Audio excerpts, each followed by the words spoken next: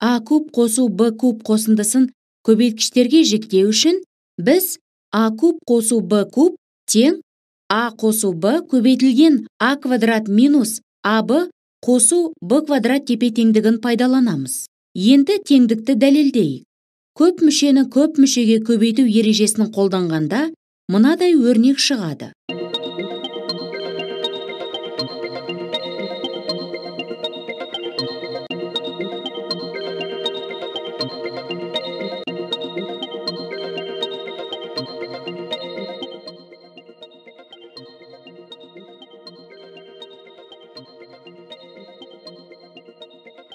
Біз екі өрнектің кубтарының қосындысының формуласын шығардық.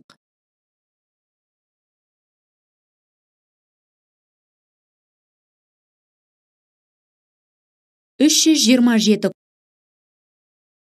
куб қосу 173 куб өрнегінің 500-ге бөлінетіндігін дәлелдейік. Біз кубтардың қосындысының формуласын пайдаланып, өрнекті көп мүшелер көбейтіндісі түрінде жазамыз.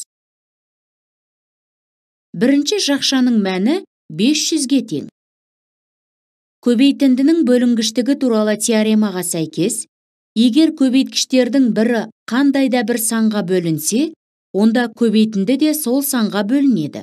Демек, 327 куб қосу 173 куб 500-ге бөлінеді. Нәтиже өрнектің дәлелденгенін көрсетті.